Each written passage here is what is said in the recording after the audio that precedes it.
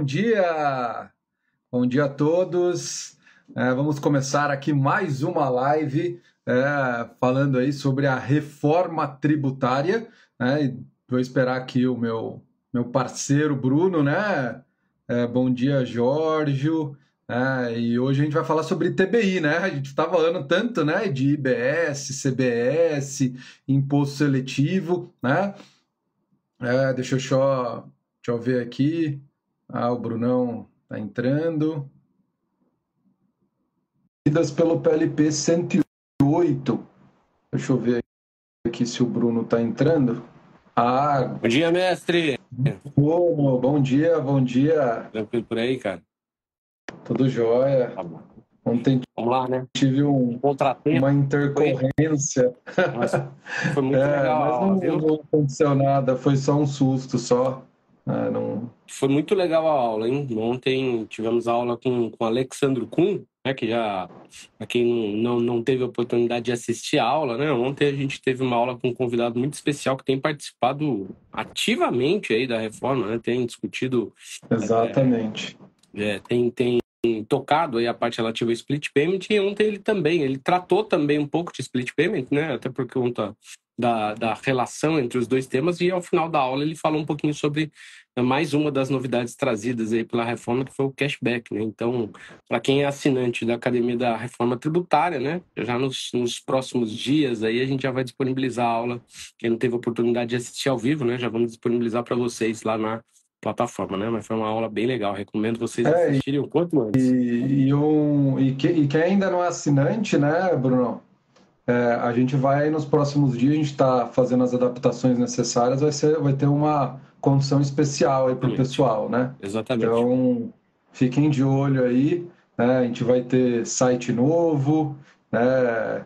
E aí vai ter aí uma condição especial aí para virar assinante, né? Ficou bem bacana o site, né, Bruno? E ontem teve até um colega que estava assistindo a aula, um dos espectadores, né, da aula, ele perguntou assim, né, achei curioso, né, ele falou, quem vai treinar os auditores municipais, né? Eu falei, olha, em certa medida, a gente aqui da Academia da Reforma Tributária já tem treinado, né, boa parte de quem atua na área, desde outubro, né, a gente já vem treinando, né, capacitando aí os servidores municipais, que de fato, né, nós, né, eu, você que atuamos aí na seara municipalista, né, sabemos que essa é de fato uma carência, né, de boa parte dos órgãos de fiscalização municipal, né, então o que eu recomendo, né, quem de fato atua precisa garantir a sua própria capacitação, né? Claro, né? O PLP 68... A ideia aí é que tenha uma escola fazendária. Previu, né? Mas a gente não sabe de que forma isso vai se dar, né? Ainda é algo muito embrionário, né? Uma discussão bastante preliminar, né? Então, vai ser uma capacitação mais operacional do ponto de vista de como você deve operacionalizar os sistemas, ou uma capacitação de fato mais teórica, né, mais robusta. Então, como a gente não sabe disso, isso ainda deve levar algum tempo, né? Quanto antes você sair na frente, né? Eu gosto de falar, né? Eu gosto de falar porque a gente, se é auditor, você vê a realidade aí de Campinas, eu vejo aqui de São Paulo, né? E os auditores casca-grossa mesmo, aqueles realmente que levam a carreira nas costas, já estão se capacitando, cara. Não vai esperar o município lá pagar uma capacitação. Eu, Bruno, a gente tira dinheiro do nosso bolso para se capacitar, né? E não é pouco, às vezes eu brinco com colegas, né? Auditor quer ganhar salário de executivo, mas quer continuar com mentalidade de peão, né? É isso. Então é muito isso que eu vejo, né? Pô, você quer ganhar 30, 40 conto ou 20, né? Salário aí de gente grande na iniciativa privada com mentalidade de analista júnior, né? Então realmente aqueles auditores que estão preocupados, né? sempre me perguntam, como vai ficar a administração tributária? Ué, depende de você, cara, depende da sua postura, né? Você vai estudar, você vai se capacitar, né? Você vai realmente fazer a diferença para a administração tributária, realmente fazer a diferença? Porque quem faz a administração tributária somos nós, né, cara? E aí, que nem os contadores, os advogados, né? De que forma o seu escritório de advocacia, o seu escritório de contabilidade vai se posicionar no mercado a partir de então? E aí eu vou fazer só um parênteses aqui, bastante rápido, até para a gente já entrar no escopo da live, né? Você tocou num ponto central, né? Como que eu vou ficar? Isso depende de como você vai se impor ou não. Por exemplo, aqui em Campinas mesmo, eu tive o desprazer, né, de escutar de um dos gestores responsável pela pasta de que com o IBS a gente não vai mais precisar, né, investir, né, nesse setor, tendo em vista que o split payment resolve tudo. Para aquele que ainda não se capacitou, ele não teria nem argumentos o suficientes para refutar esse argumento tosco, né? Agora, né, se a pessoa já está se capacitando, estudando a reforma, sabe de todas as implicações, né, quais são as consequências, quando de fato isso potencialmente vai poder acontecer, você tem instrumentos para combater esse tipo de prática, né? Então, a carreira, né, quem faz somos nós, né? Então, à medida que você se capacita, você ganha uma certa musculatura suficiente para, de fato, se impor como categoria, como pessoa e, de fato, requerer, né, a valorização necessária. Mas, enfim, já falamos bastante, né? Vamos entrar aqui no tópico de hoje, né, que é um tópico que ainda... Vamos sair do IBS um pouco, né, Bruno? Vamos sair um pouco do IBS, CBS, imposto seletivo. Confesso, hein? Ontem falei na live, eu já não aguento mais falar PLP 68. Eu quero saber o número dessa maldita lei complementar, né, que vai, de fato, instituir IBS, CBS, imposto seletivo, para aí já alterar todos os... Já estou escrevendo sobre isso há bastante tempo, já estou até colocando assim no meu material. Da PLP 68, né? Porque quando eu tiver o número, né, da lei complementar, eu só altero ali o PLP 68, coloco o número da lei complementar e tá beleza. Mas enfim, vamos falar um pouquinho hoje de ITBI, né? ITBI não está previsto no PLP 68, né? É o PLP 108 que, a rigor, né, regulamenta o comitê gestor do IBS, que traz lá no finzinho lá do PLP 108 algumas alterações que vão ser realizadas no CTN com relação ao ITBI, né? E aqui é importante só fazer uma breve contextualização, né? Eu, professor Rafael Vilches, que a gente também ministra aula para concursos, né? Eu acho que esse é um dos temas campeão, né, de dúvidas de alunos, né? Sempre que a gente fala sobre o ITBI, né? Que a recomendação inicial, né, quando a gente está tratando do ITBI para o aluno é o seguinte: olha, dá uma olhadinha lá no Código Tributário Nacional, artigo 35 e seguintes, né? E identifica ali de que forma que foi estruturado, né, o ITBI, que a gente sabe que é o imposto de competência municipal. E aí o aluno vai lá ler o artigo 35 do CTN. Imposto de competência dos estados. Exatamente, ele se depara com a seguinte redação: o imposto de competência dos estados sobre a transmissão de bens imóveis, e dá um bug, né, na cabeça dele. O professor tá maluco, né? O professor tá maluco, né? Porra, o que esse professor doidão aí me recomendou, né? Ele me pediu para ler o CTN, né? Que, em atendimento ao artigo 146 do texto constitucional, né, estabelece que, naquelas hipóteses, né, de impostos, né, a definição de fato gerador, base de cálculo e contribuinte estão lá no Código Tributário Nacional, vão estar em lei complementar, né, e quem faz, às vezes, dessa lei complementar é o CTN, que, embora editado com o status de lei ordinária, em razão da promulgação da emenda da Constituição Federal de 88, foi alçado à condição de lei complementar. Tá, mas aí ele lê o artigo 35 e fala, poxa, né? É imposto de competência dos estados ou dos municípios, né? E eu costumo dizer, até explicar que focinho de porco não é tomada, muitas vezes o aluno já falou que você tá doidão, né? E deixa de ler aquilo. E aí a gente se propôs aqui a falar um pouquinho do ITBI, né? Alguns aspectos, né, modificados, né, que vão possivelmente ser modificados aí pelo PLP 108, né? Que guardam relação com isso tudo. Agora, só fazendo, então, essa breve apresentação preliminar, o que a gente tem, né? O Código Tributário Nacional é de 1966, né? E aqui, é claro, eu não vou fazer um panorama histórico do ITBI, né? Que já teve até o nome de CISA, né? No passado, né? Ele era chamado de CISA, né? E eu, inclusive, já fiz as minhas pesquisas, né? E nunca consegui, de fato, chegar até ao significado dessa sigla, né? Dizem que sua senhora, seus imóveis, senhora Alteza, né? Já ouvi algo nesse sentido, mas confesso que não tive confiança o suficiente para incluir isso nos meus materiais de concurso, né? Mas fato é, né, que o ITBI, né, ele, durante bastante tempo, ele era de fato um imposto de competência dos estados, né? Então, até o advento, até a publicação da Constituição Federal de 88, a gente pode dizer que era um grande imposto, né, que contemplava dentro dele a transmissão de bens móveis e imóveis e que... Então, antes de 88, Bruno, de acordo com o artigo 35, era só imóveis. Isso. Né? Eu quis dizer o seguinte, teve várias alterações. Com a Constituição de 88, e tem um fato interessante que os estados, por exemplo, o estado de São Paulo, eles só instituíram o ITCMD sobre bens móveis só em 2001. Né? Olha só. Estava conversando com o auditor do estado que trabalha com o ITC. Então, ele falou, Vilches, até 1988, se você ler o artigo 35, ele só faz referência a bens imóveis. Então, até a Constituição de 88, os estados só podiam cobrar o imposto sobre transmissão causa-mortes e o imposto sobre transmissão inter-vivos, que aí não fazia diferença se era a título gratuito, se era doação, se era a título oneroso, só de bens imóveis. Né? O estado de São Paulo, por exemplo, aí os outros estados, só foi instituir o ITCMD, né, o transmissão causa-morte e doação sobre bens móveis em 2001. De 88 a 2001, os estados só cobravam sobre bens imóveis. Era uma coisa que eu não sabia também.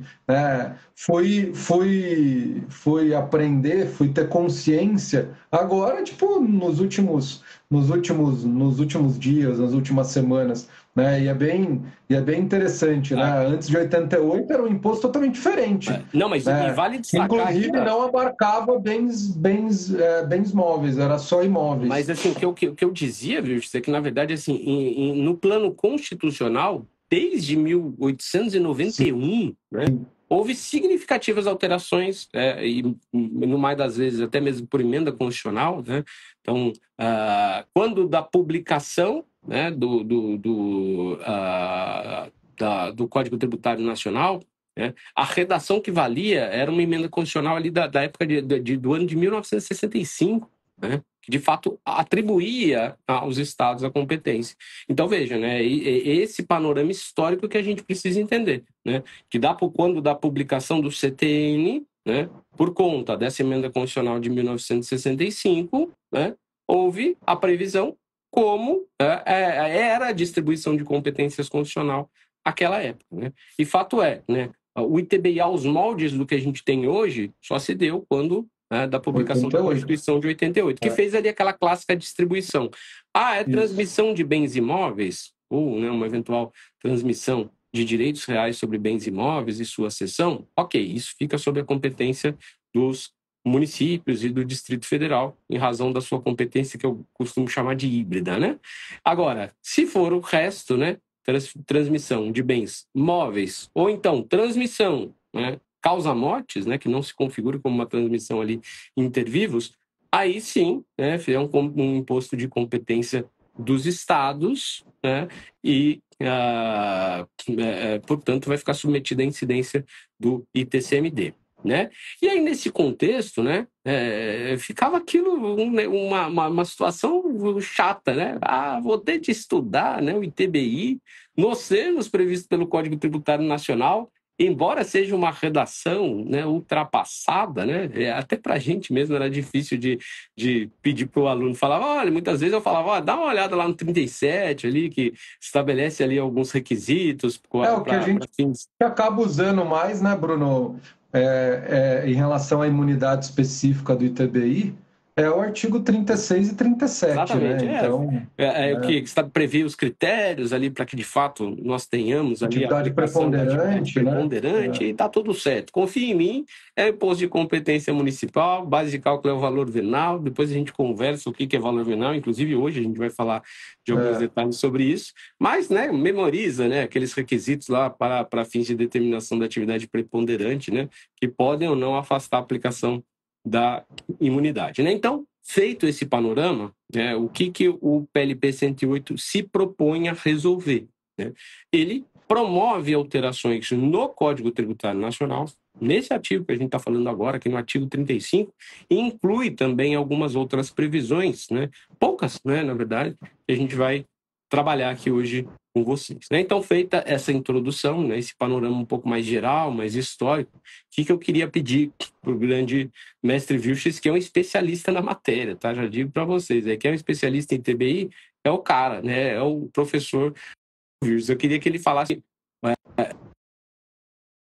talvez essa seja uma das principais, né, problemáticas. É difícil até de eu classificar, né? Se essa é a principal ou se quando a gente for falar do aspecto quantitativo ali, eu acho que as duas, cara. né?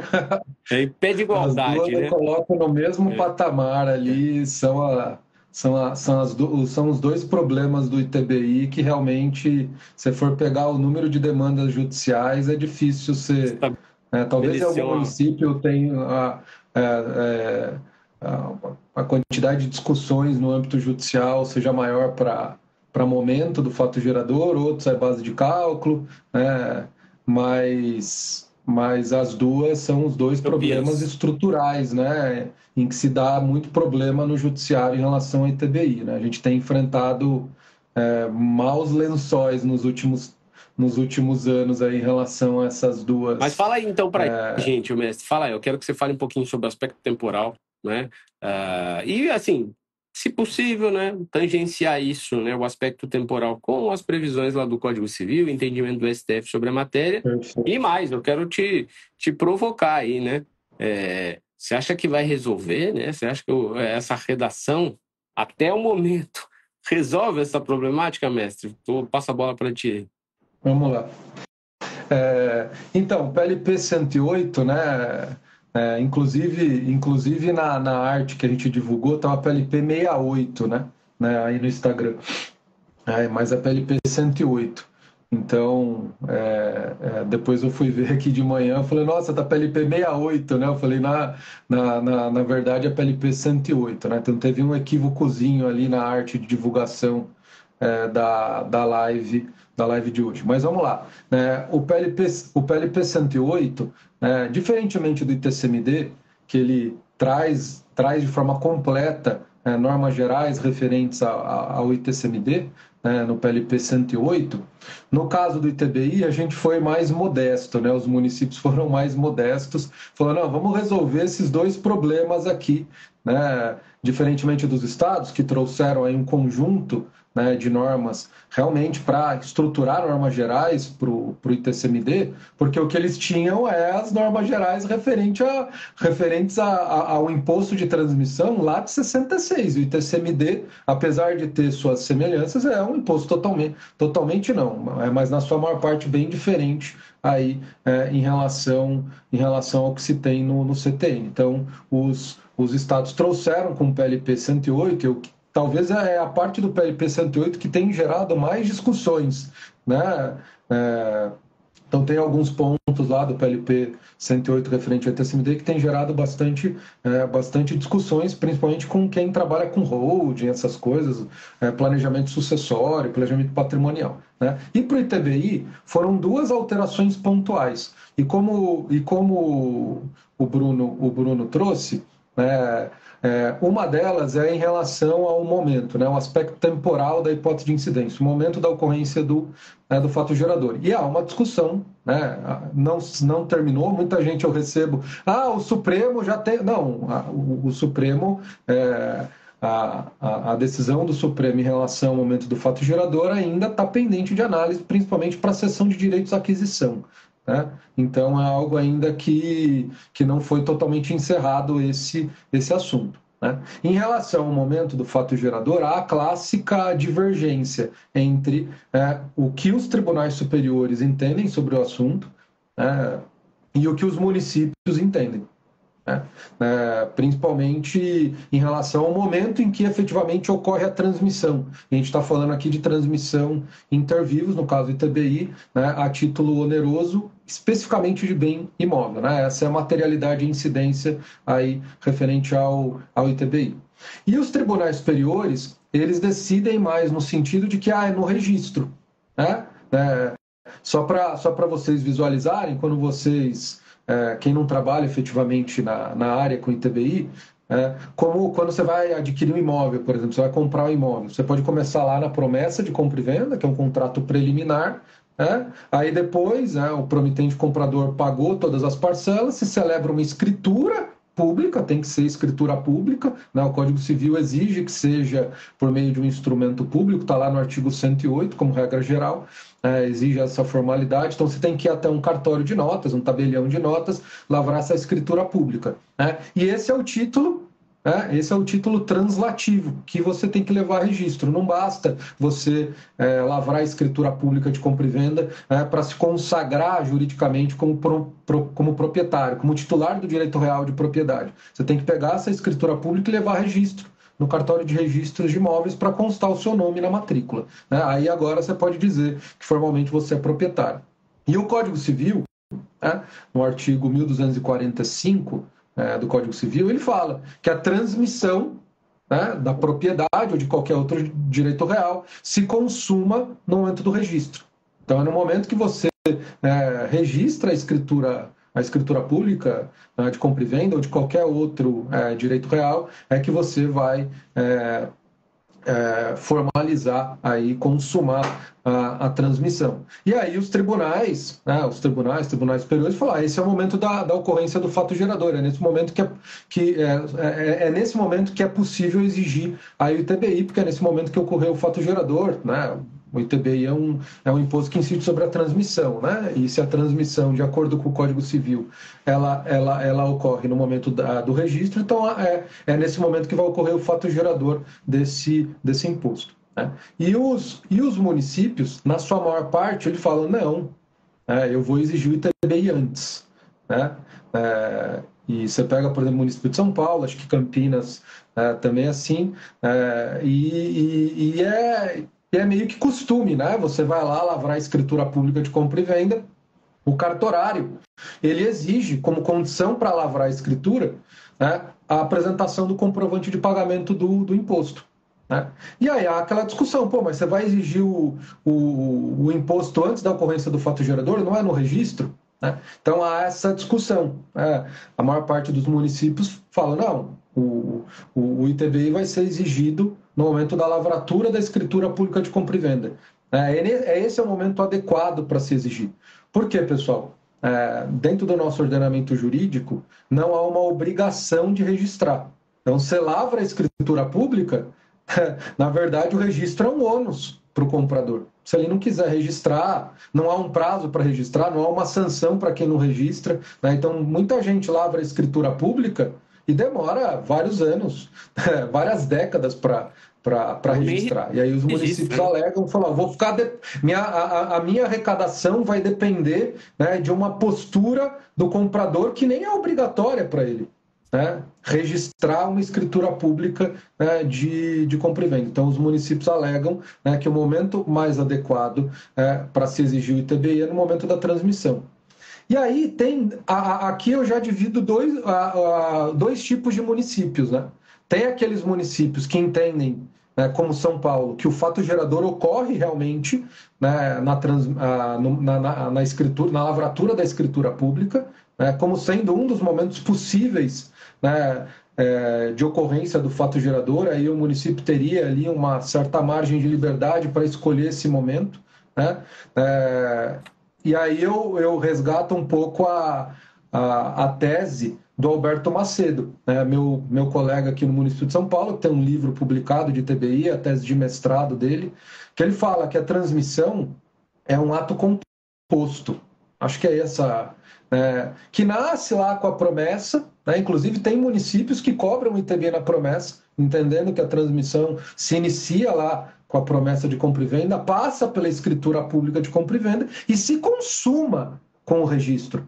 Não dá para dizer que a transmissão é só o registro, é um ato único, não. Aqui eu teria a transmissão como um ato composto e aí o município teria, né, uma certa margem de liberdade para escolher, né, qualquer um desses momentos aí para se cobrar, para se exigir o ITBI, para se definir ali o momento de ocorrência do fato gerador, no momento que surge a obrigação de pagar o imposto.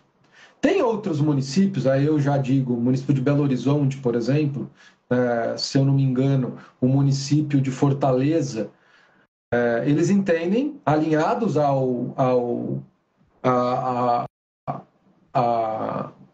entendimento, né, dos tribunais superiores, né, o entendimento aí que predomina nos tribunais superiores o momento do fato gerador realmente do imposto do ITBI no registro. Só que o texto constitucional permitiria que os municípios exigissem de forma antecipada o recolhimento desse imposto, baseado no artigo 150, parágrafo 7º da Constituição. Então, ele fala, não, o fato gerador realmente é no registro, mas eu posso colocar na minha lei municipal uma hipótese de antecipação do recolhimento, uma antecipação, uma exigência, né, do imposto antes da ocorrência do fato gerador, baseado no artigo 150, parágrafo 7º. Eu falo, professor, você está maluco, isso daí não tem nada a ver com o ITBI. Isso daí é ICMS, pelo que eu me recordo dos meus estudos, é o que dá fundamento de validade para a substituição tributária progressiva lá do ICMS. Não tem nada a ver, que tem a ver com o ITBI. Então, toda vez que quem está acostumado a ouvir o 150, parágrafo 7º, sempre associa o ICMS. Nos seus estudos aí de direito tributário, principalmente quando está estudando lá a substituição tributária para frente, tal, que tem toda uma polêmica. E aí eu falo, vai lá e lê o 150, parágrafo 7º. Vê se só está escrito ICMS. Lá fala imposto ou contribuição. Ele dá fundamento de validade para eu exigir imposto ou contribuição, não fala nada. Não é algo exclusivo para ICMS ou para IPI, para PIS/COFINS, não. É imposto ou contribuição. Aí tem uma discussão, né, se esse dispositivo serviria para o ITBI, ou se é somente para os tributos plurifásicos, porque ele fala de responsabilidade. Então, tem toda uma discussão, né, se eu poderia utilizar e me basear no 150, parágrafo 7º, ele traria legitimidade aí para eu exigir o ITBI de forma antecipada antes da ocorrência do fato gerador. Mas é importante vocês terem consciência, de que alguns municípios exigem o ITBI na lavratura da escritura pública de compra e venda, achando que o fato gerador ocorre nesse momento, como é o município de São Paulo, e outros falam, não, ocorre no registro, mas aqui eu só estou exigindo de forma antecipada. E é mais ou menos assim, que o PLP 108 está trazendo essa questão. E aí eu passo a bola para o Bruno falar um pouquinho, de como que está isso, no PLP 108, porque o objetivo do PLP 108 é resolver essa questão referente ao ITBI, incluir lá um artigo, o artigo 35A, no Código Tributário Nacional, exatamente para tratar dessa questão. E antes de passar a bola para o Bruno, a questão é, o PLP 108, ele saiu do PAT-RTC, lá foi entregue ao Congresso Nacional, na verdade, ele nem foi tão discutido no âmbito do PAT RTC. Na verdade, ele foi discutido, isso é uma proposta exclusiva dos municípios, né? No âmbito da Brasf, da FNP, CNM. Então, da mesma forma que os estados, eles entregaram ali os dispositivos referentes às normas gerais de TCMD, os municípios falaram, olha, a gente também quer resolver aí um problema referente a um imposto municipal, não foi só ITBI, foi também a questão da COSIP, foi incluído também um dispositivo lá, pelo menos se pretende incluir, acho que é o artigo 82A, no Código Tributário Nacional, para resolver alguns problemas referentes à COSIP, referente à destinação, deixar claro lá, né? Mas a ideia inicial era tratar dessa questão do momento do fato gerador do ITBI no momento da lavratura, da formalização do título, né? Do título translativo. Então, mas no Senado não, na Câmara houve uma resistência, né? E aí o que está hoje, né? O que foi aprovado na Câmara e o PLP 108 está lá no Senado, ainda está pendente de deliberação, de votação, está diferente, né? E é exatamente isso que eu passo aí para o Bruno tecer comentário sobre como que está hoje, né? O artigo 35A lá no PLP 108 que está no Senado Federal. Antes de falar um pouquinho sobre essa redação do artigo 35A, vou até citar, né? Eu lembro que quando eu e o professor Vilches, a gente também atua no cenário aí dos concursos públicos, né? Talvez eu acho que uma das primeiras redações que eu vi tratando a respeito da matéria de uma forma positiva foi a legislação do município de Fortaleza, né? Que, no que diz respeito a esse tema, previu, sim, né? Ela foi o modelo, na verdade. Ela foi, só para passar um pouco dos bastidores, ela foi o modelo, né? Só para ter quem estava muito à frente do PLP 108 na Câmara era o deputado Mauro Benevides, que é do Ceará, né? Então, a forma como o artigo 35A está escrito hoje no PLP 108 é o modelo de Fortaleza. É o modelo da legislação de Fortaleza, que inclusive a gente deu aula, né, Bruno? Na época que teve o concurso de Fortaleza, a gente acabou dando. A gente nem tinha ainda a Academia da Tributação. Eu acho que eu cheguei a dar aula de forma autônoma, mas eu lembro, eles já tinham essa previsão, acho que na legislação deles. Da mesma forma que está sendo proposto.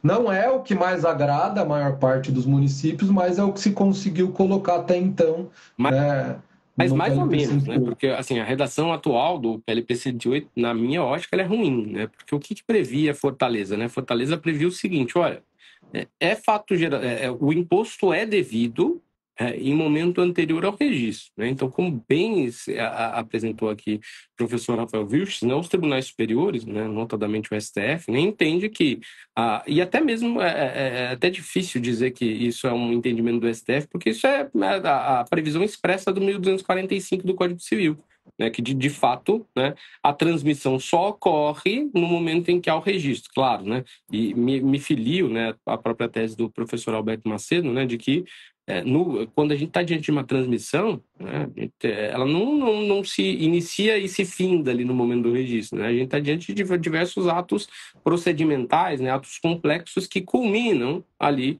com o registro, hipótese em que se dá a transmissão. E o que Fortaleza fez, né? Sabendo, né, de que pouca gente até registra, né? Claro que, primeiro que já há um lapso de tempo, muitas vezes, gigantesco entre a lavratura do instrumento público e o seu registro. E, por vezes, né, sequer há o registro, né? A gente vive num país em que as pessoas celebram contratos de gaveta, né, para, de fato, formalizar transmissão de titularidade de bens imóveis, embora elas não tenham o condão de promover a transmissão. Bom, Fortaleza, assim, te disse, falou o seguinte, olha, vamos criar um seguinte mecanismo, né? Sabendo-se disso, né? Vamos fazer com que o imposto seja recolhido no momento prévio ao registro, só que condicionado à possibilidade de que o sujeito passivo se valha de um desconto significativo, né? Então, há um incentivo Aqui, de fato, essa é um joinha aqui, não sei nem... Esse é um incentivo financeiro a que o imposto seja pago nesse instante. Tá legal. Inclusive, quando eu li aquele dispositivo, até sugeri aqui internamente, falei, olha, gostei dessa redação, acho que a gente poderia seguir um modelo semelhante. Porque esse era um drama, né, desde sempre aqui no contexto dos municípios. Joia. Né? E como bem colocou aí o professor Rafael Vilches, né, os estados e municípios, né, que já tinham algumas dificuldades, né, enxertaram ali o PLP 108 com algumas alterações necessárias ao Código Tributário Nacional para resolver alguns desses problemas, né? Dentre eles o ITBI. Opa, pera lá, né? A maior parte dos municípios, e eu posso falar com segurança, né, que eu já analisei centenas aí de legislações municipais, prevêem que fato gerador do ITBI se dá, né, no momento da lavratura da escritura pública de compra e venda, sendo inclusive, na maior das vezes, esse um requisito para que, de fato, seja lavrado um instrumento público, ou seja, a comprovação do pagamento do ITBI é condição à lavratura do instrumento público. E isso sempre foi, né, desde sempre, bastante questionado, em razão das teses, né, apresentadas pelo professor Rafael Vilches, né. Para solucionar esse problema, o que se fez? Né? O PLP 108, na redação atual, tá? Vou até ler aqui para vocês para a gente discutir juntos, né, o que se propõe. Diz lá, o artigo 35A, né, que vai ser incluído no Código Tributário Nacional. Ele diz, os municípios e Distrito Federal podem prever hipótese de antecipação do pagamento. Então, aqui ele já se vale dessa nomenclatura, né? Prevendo que, olha, não está ocorrendo o fato gerador aqui, né? Isso aqui é só antecipação do pagamento, né? O fato gerador mesmo vai se dar lá só no registro, né? Mas esse dispositivo tem alguns errinhos aqui de definições, e eu já vou falar com vocês, que deve ser opcional para o contribuinte. Opa, pera lá. Antecipação opcional? Calma lá, segura. Para que o imposto incida na formalização do respectivo título translativo. Ou seja, o que ele está dizendo aqui? Olha, primeiro, né, o imposto vai incidir no momento em que há a formalização do título e vai ser uma antecipação, que para mim já está uma redação bastante ruim, né? Ele deveria ter dito o seguinte, olha, antes do momento em que de fato vai ser considerado o fato gerador, há a possibilidade Porque se incide não é antecipação, né? Exatamente. Da forma com que foi redigido, ele está dizendo, olha, o imposto pode incidir, que é péssimo, né? Então a lei não deveria prever uma possibilidade de incidência, e sim definir o exato instante em que se considera ocorrido o fato gerador, porque esse é o grande problema aí dos municípios, né? Então a redação está uma possibilidade de incidência no momento da formalização da escritura pública de compra e venda, né? Então, quando vai ser feita a lavratura da escritura pública, ou, né, nos termos aqui do próprio artigo 35A, qualquer instrumento que tenha força de escritura pública, é o caso, por exemplo, de um contrato de financiamento de imóvel, né, que tem força é um instrumento particular com força de escritura pública. Então, o PLP 108 ele está dizendo, olha, pode o imposto incidir nesse instante, que não é fato gerador, e aí fica aquela dúvida, né? É fato gerador ou não é? É uma possibilidade de fato gerador? Nunca vi isso na minha vida, né? Mas fato é uma antecipação, né? De acordo com o que versa aqui o artigo 35A. E mais, ele é opcional para o contribuinte. Pergunto a vocês, se ele é opcional para o contribuinte, né? Ainda que no parágrafo único tenha previsto aqui também uma possibilidade de que se apliquem alíquotas inferiores àquelas alíquotas gerais, no meu entendimento, isso não resolve o problema, né, atual dos municípios, né? A redação que deveria ser prevista olha, sei lá, o fato gerador vai se dar de fato no registro ou não, né, ou outro momento em que se entendesse razoável, né, sendo possível a cobrança do ITBI em momento anterior ao registro. E aí os municípios têm liberdade, né? Eu acho que, inclusive, isso fere, né? Embora o parágrafo único do artigo 35A não determine a aplicação de uma alíquota inferior, né? Mas isso está na autonomia de cada um dos entes, né? Se eu vou ou não conceder uma alíquota inferior àquela, né, prevista para as demais situações em que, de fato, nós vamos ter já por ocorrido o fato gerador do ITBI. Então, no meu entendimento, essa redação proposta, né, não, claro que essa é uma redação que ainda vai ser objeto de deliberação, o PLP 108 ainda está no Senado Federal, né, vamos aguardar aí as cenas dos próximos capítulos, né, mas, para mim, a redação ainda, primeiro, carece de uma série de alterações legislativas para que o texto fique mais efetivo, mas da forma com que está aqui, né, ela não só não resolve o problema, como ela traz algumas outras complicações. Espera lá, né? Temos mais uma novidade, né? A possibilidade de incidência ou não, né? Se de fato entendermos pela incidência, se configuraria como uma antecipação do pagamento? Opa, aí não, né? Se ocorrer o fato gerador, não tem nada de antecipação.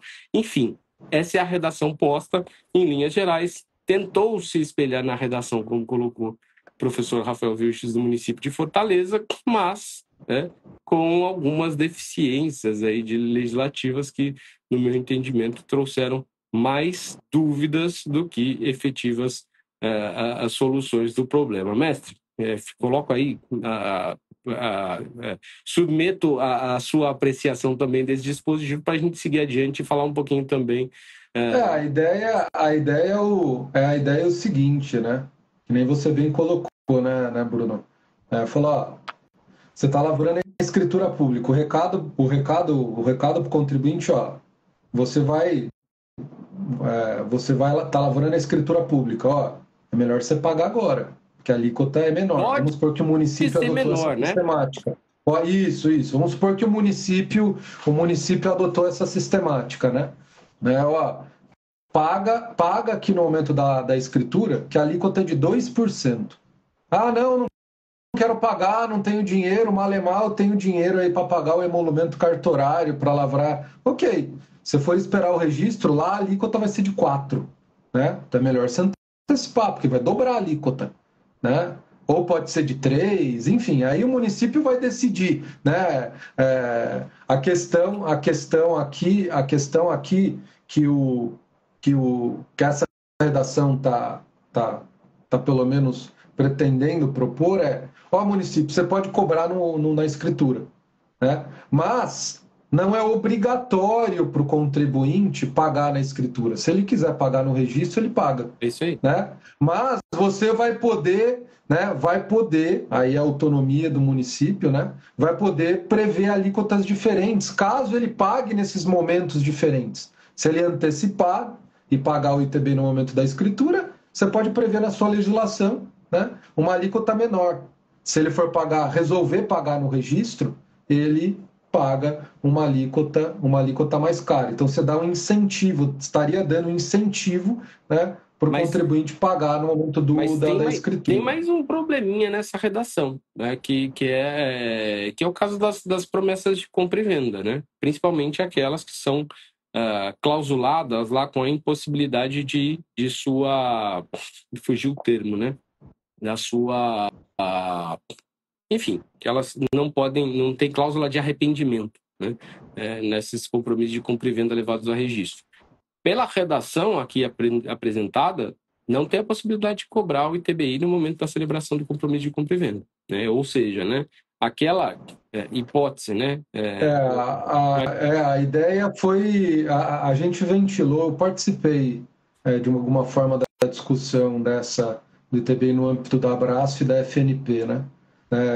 Se ventilou, vamos permitir aí a cobrança, da promessa, né? Mas pô, aí é antecipar demais. Mas é antecipação do mesmo jeito, né? Se a gente está tratando de uma antecipação, uma faculdade, né? Quer dizer, a possibilidade de que haja uma antecipação do pagamento em um momento anterior àquele que se define como registro, em observância ao artigo 150, parágrafo 7º do texto constitucional, para mim o raciocínio é o mesmo, né? Tanto para a promessa quanto para a lavratura do instrumento público. Né?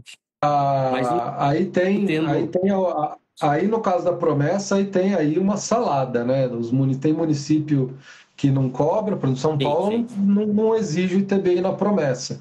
Tem município, tem município que exige na promessa, se ela for registrada, se eu não me lembro, se eu me recordo, acho que Recife, né? Tem município que exige, prevê lá a possibilidade de cobrar na promessa, independentemente se é registrada ou não, né? E tem município, acho que é o município de Rio de Janeiro, na promessa de compra e venda quitada. Por quê? Porque tem muitos estados, né, nas normas nas normas do TJ que regulamenta, da corregedoria, eu acho, dos tribunais de justiça, tem estados que permitem uma promessa de compra e venda quitada, né, ser diretamente registrada no cartório de registro, sem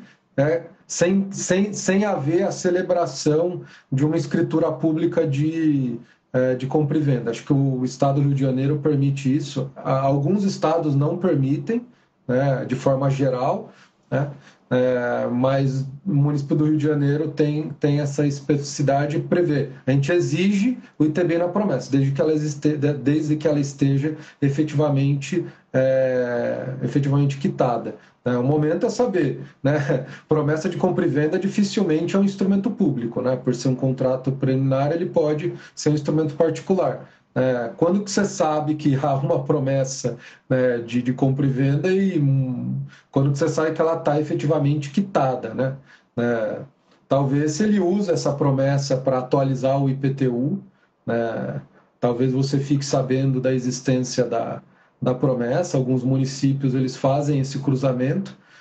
Você está aqui atualizando o cadastro do IPTU para colocar o promitente comprador como devedor do IPTU. Então você celebrou uma promessa de compra e venda, né? E aí já aproveita, dependendo da legislação do município, já exige o ITBI naqueles casos em que o município exige o ITBI na promessa. Mas, enfim, né? Eu acho que em relação ao aspecto temporal, momento de incidência, acho que está ok. Vamos finalizar a live tratando do outro ponto, que o PLP 108 pretende alterar no Código Tributário Nacional, que é em relação à base de cálculo, né? Esses são os dois problemas. Podem existir outros problemas do ITBI? Sim, há outras discussões.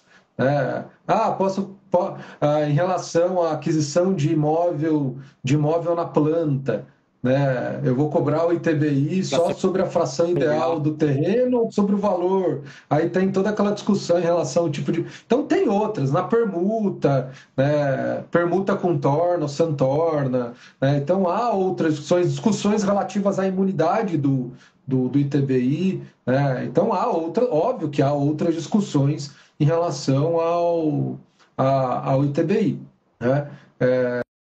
Mas as grandes discussões, os dois principais problemas referentes ao ITBI é momento do fato gerador, que é o que a gente discutiu aqui, e base de cálculo, né? Base de cálculo, a questão do valor venal do imóvel, né? E aí esse teve uma decisão recente do STJ em repetitivo, acho que era o tema 1113, se eu não me engano, né? É um tema aí julgado na sistemática de recursos repetitivos no âmbito do STJ, surgiu aí de um IRDR aqui do TJ de São Paulo. Quem não conhece, IRDR é o Incidente de Resolução de Demandas Repetitivas, né, que podem ocorrer no âmbito dos tribunais locais, né, TJ e TRF. E aí teve um tratando sobre a questão da base de cálculo do ITBI. E, pessoal, esse caso eu acompanhei de perto porque surgiu por causa aqui da legislação do município de São Paulo, né? E foi uma sistemática que alguns municípios passaram a adotar para determinar aí a base de cálculo do ITBI, que lá no Código Tributário Nacional, no artigo 38, fala valor venal, né?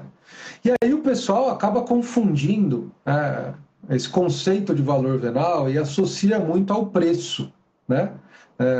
Quem está mais acostumado a trabalhar, eu não sou um especialista de avaliação imobiliária, longe disso, Mas, por participar no âmbito da Abraço, representando o município de São Paulo, no GT 3 e 6, que trata de tributação imobiliária, eu acabo ali acompanhando algumas discussões, tem grandes especialistas ali, o Augusto de Fortaleza, o Gerson de Salvador, o João Prado de Aracaju, são grandes especialistas em avaliação imobiliária, participam de grupos de pesquisa sobre o tema, e eu fico vendo eles discutindo essa temática.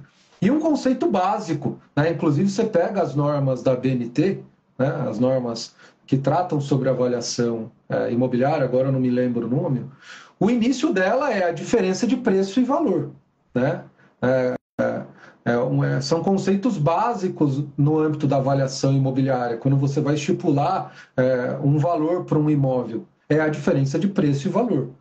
Valor é um número hipotético, né, em que você vincula aquele imóvel a um valor em que ele seria adquirido em condições normais de mercado, aquisições à vista, né, por partes independentes, né?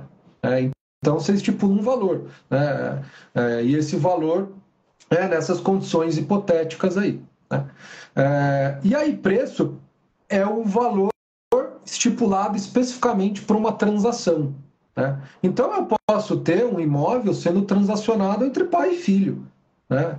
E aí, o preço que o pai estipula para o filho pagar é um valor, às vezes, irrisório. Eu vou poder dizer que esse é o valor do imóvel? Não, valor é um conceito diferente, né? Então, você pode dizer o preço que esse imóvel foi adquirido, foi vendido pelo pai para o filho, é o preço dessa transação em específico, é diferente de valor, né? E a base de cálculo do ITBI, por ser um imposto patrimonial e não um imposto sobre consumo, e aí que difere lá do IBS, que vai incidir sobre alienação de imóvel. O IBS é o imposto sobre consumo, né?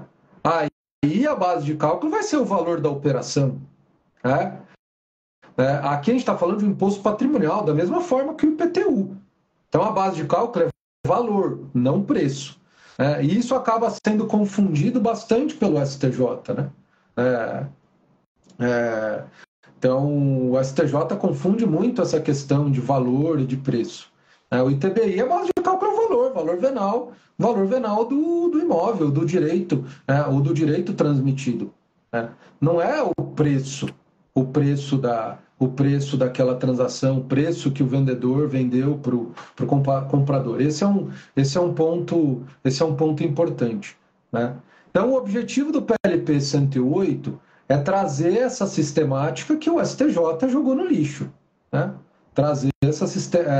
Retomar essa sistemática, incluindo numa lei que tem status de lei complementar, né? Trazendo aí para o sistema normas gerais sobre esse ponto, e retomando essa sistemática, né? Então, o PLP 108 ele inclui o artigo 38, o artigo 38A, né? Falando que a base de cálculo do ITBI vai ser o maior valor entre o valor de referência, né? O valor de referência e o valor declarado pelo sujeito passivo. Dos dois o maior. É exatamente a sistemática que a gente adota hoje aqui no município, no município de São Paulo, né? Então, você escolhe esses dois e é exatamente isso que se pretende retomar no PLP 108. E o STJ, ele praticamente joga no lixo o valor de referência, né? Ou pelo menos um valor estipulado previamente pela administração tributária, né? São Paulo foi o primeiro município, acho que foi o primeiro, né, lá em 2006, a adotar um valor de referência para fins de apuração do ITBI, né? Então a gente tem ainda hoje, né, uma planta genérica de valores para o IPTU e uma para o ITBI, né? Inclusive se discutiu se haveria essa possibilidade, né? De um mesmo imóvel ter dois valores venais distintos, um para fins de IPTU, um para fins de TBI. O STJ, né, nesse ponto, ele falou, não tem problema nenhum, são impostos diferentes, né? Você pode sim ter expressões numéricas, né, da base de cálculo diferentes. Então não há problema nenhum. Apesar de ser o mesmo imóvel, você pode ter um valor venal para fins de IPTU, outro para fins de TBI. Né? Então não há esse problema. Né? E só que o STJ falou, olha, esse valor de referência previamente estipulado, em que se o contribuinte declara um valor menor, você automaticamente adota o valor de referência, isso não pode. Né? Você até pode utilizar esse valor de referência, né? Desde que você instaure, primeiro, você desconsidera o preço declarado pelo contribuinte, né? Mas você vai precisar justificar por que você está desconsiderando, né, mediante a instauração de um procedimento de arbitramento.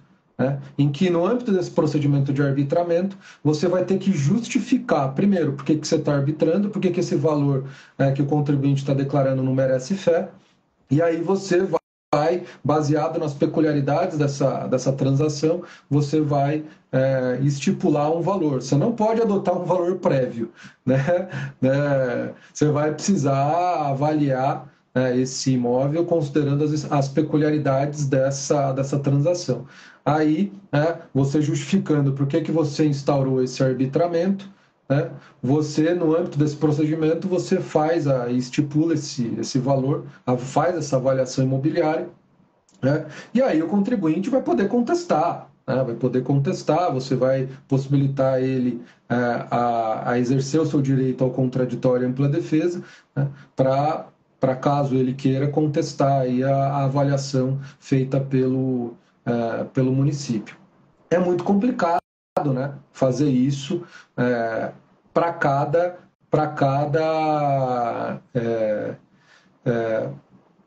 transmissão. Então, eu vou desconsiderar o valor do contribuinte. Só para vocês terem uma noção, pessoal, aqui em São Paulo a gente tem por volta de 220 transmissões por ano. Né? Imagine, se metade delas eu desconsidero o valor declarado pelo contribuinte. Eu não tenho braço, não tem como fazer um procedimento de arbitramento, fazer uma avaliação imobiliária individualizada para cada uma dessas transmissões. Né? Na verdade, o que está se propondo é voltar à sistemática anterior, só que agora com previsão no CTN, falar, olha, tem um valor de referência previamente já estipulado, né, avaliado. A gente, se o contribuinte declara um valor menor, eu adoto o valor de referência. Se ele não concordar, ele impugna, né? Porque se ele concordar, realmente aqui, né, o valor é menor, muita gente declara um valor menor do que o que efetivamente... E aí falou, não, eu concordo aqui e vida que segue. Né? Mas pelo que o STJ propõe no tema 113, não pode. Eu não posso desconsiderar de forma automática, baseado num valor previamente definido, né? Porque isso não pode ser feito, isso contraria o Código Tributário Nacional, precisaria ser no âmbito de um arbitramento. Não, você faz essa apuração. Se o contribuinte não concordar, inclusive, se possibilita o contribuinte impugnar. E isso já é possível, tanto para o ITBI quanto para o IPTU. Você não concorda com a base de cálculo que o município está utilizando na apuração, você entra com um procedimento de avaliação, ou especial, contraditória, cada município chama de um jeito. Mas se ele concordar, por que eu vou precisar fazer um procedimento específico, de avaliação imobiliária individualizada no âmbito de um procedimento de arbitramento, pelo simples fato de eu desconsiderar o que o contribuinte declarou? Eu desconsidero. E se ele não concordar com essa desconsideração, ele impugna. E pronto. Né? Então, é basicamente isso que está sendo proposto aí no PLP 108. né? E aí a gente resolveria esses dois grandes problemas no âmbito do ITBI, né?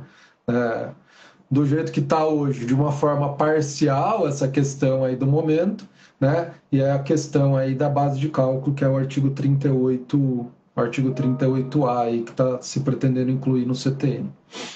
Você quer fazer mais alguns comentários em relação a essa parte aí da base de cálculo, Eu acho que Bruno? já foi que você comentou brilhantemente, mestre. Ficou muito bem claro e a gente conseguimos, né, abordar todo o tema dentro do nosso tempo proposto aqui de 1 horinha, né, para a gente estar sempre às quartas-feiras ao vivo com vocês aqui, trazendo novidades aí, né, sobre a reforma tributária. Então, acho que é isso, né? Eu acho que é isso, acho que deu para a gente cobrir aí bem esse tema referente ao ITBI, né? É algo aí, é tanta coisa no âmbito da Muita reforma, coisa. né?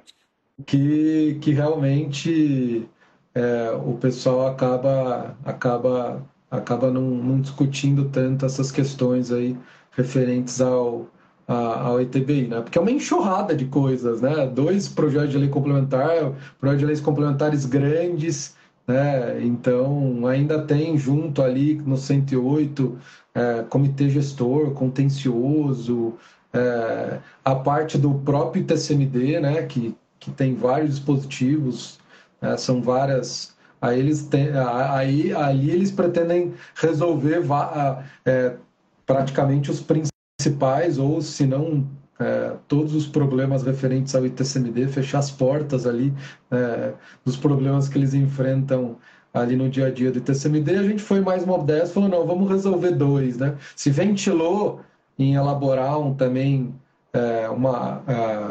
a parte de normas gerais referentes ao ITBI, né?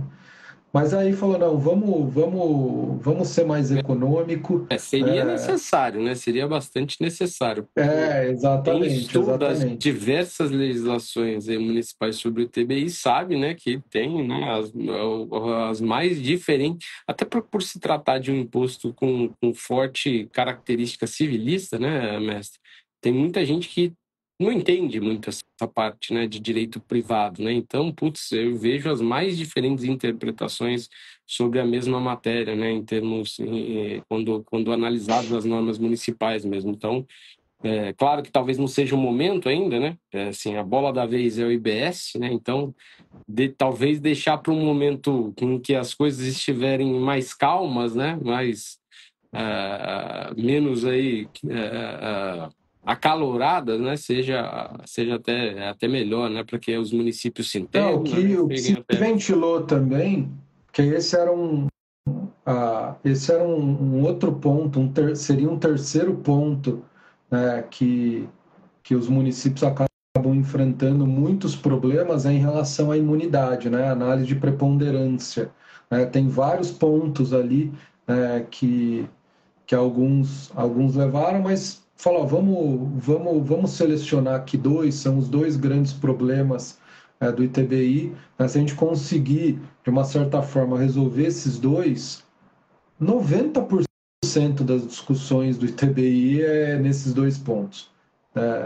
Então, aqui no município de São Paulo, é, é, é de 90% para mais das discussões, aí talvez um terceiro estaria no top 3 ali, é a questão da análise de preponderância do ITBI, que tem alguns pontinhos ali específicos, mas os 2 são esses, né? O momento do fato gerador e a questão da base de cálculo. Maravilha. Bom, pessoal, então, com isso, acho que a gente já vai nos encaminhando para o encerramento, né, dessa.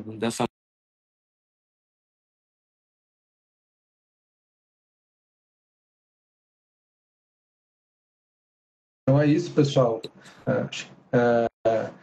Bom dia a todos aí. A gente se vê aí. A gente ficou aí 2 semanas, né? Sem estar aqui. Tiramos um recesso aqui também. Ficamos sem aula ao vivo nas terças-feiras aqui dentro da Academia da Reforma Tributária. Né? A gente também deixou, né? Vamos tirar um pouquinho o pé do acelerador, né? Nesse finalzinho de ano. Vamos dar uma descansada, e agora a gente está voltando, né? Voltamos ontem com a aula ao vivo de terça-feira, e também estamos voltando aí, né, com a nossa live de quarta-feira às 7 horas da manhã. Então agradeço, né? Agradeço a presença de todos, do Brunão, né, da parceria aí de sempre.